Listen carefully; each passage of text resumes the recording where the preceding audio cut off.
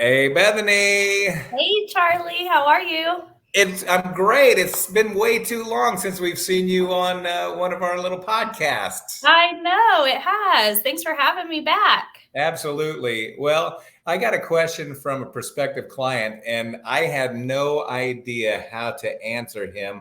It was somebody that I had met in passing, and he'd gotten my information and then reached out for information, which is what you always hope for in the world of real estate.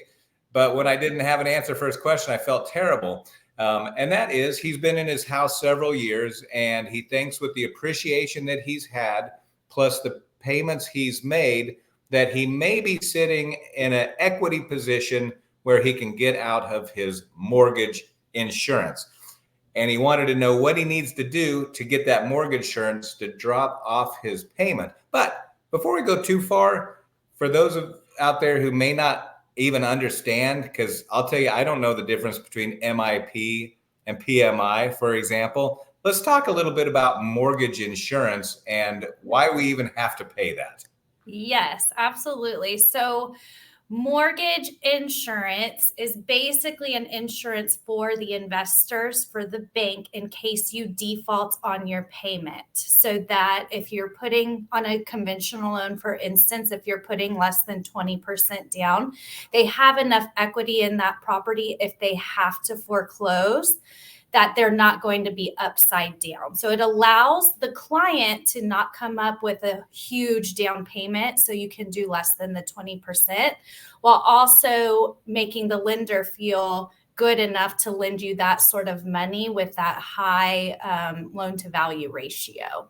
Okay. And MIP versus PMI, what's the PMI. difference? So convention MIP you will have on your FHA USDA loans, so your government backed loans. Okay. That MIP, there's an upfront premium and a monthly premium on those loan programs, and they do not fall off. Okay. So they are for the life of your loan, unless there's a caveat for an Okay. FHA loan. If you put more than 10% down, then it does eventually fall off around year 11, or you have to refinance into a conventional loan when you hit that equity position to get that PMI or that MIP off. And then PMI is private mortgage insurance, which is on your conventional loan programs, and you get to shop for that. So there are private mortgage insurance investors Okay. that offer that program. So that one does fall off Okay. faster than your government-backed program. Okay, so let's talk about it falling off. Let's assume that the client has a traditional conventional mortgage. Let's say he put 10% down. Now, thanks to a little appreciation, maybe he bought before COVID. He's been making his payments for several years, and he thinks he may have a 20% equity share. Is that what he's going to need to get that mortgage insurance to go away? Yes, typically. So there are a few different things your client should reach out to who is holding his loan Okay. to get their specific requirements. But by federal law, once you hit 22% equity Okay. based on what you bought the house for and what your mortgage balance is, it has to fall off and cancel. Okay. It should be automatically, but you always want to double check if you're in that position that your lender is pulling that off of your monthly payment. If you have 20% equity based on the house appreciating, let's say, and not based on your original sales price, then you can also request for that PMI to come off. The lender might require you to have another appraisal done to make sure, Okay. but that is another way that you can definitely do it.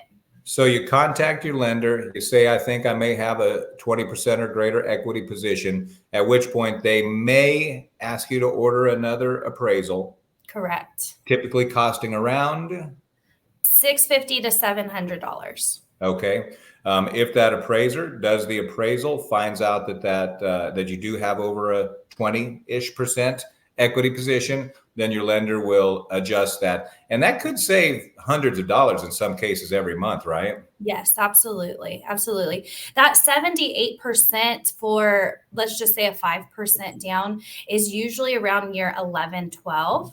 If Okay. you put more down, obviously that number comes down. But with the appreciation that we've had over the last 8 years, Yeah.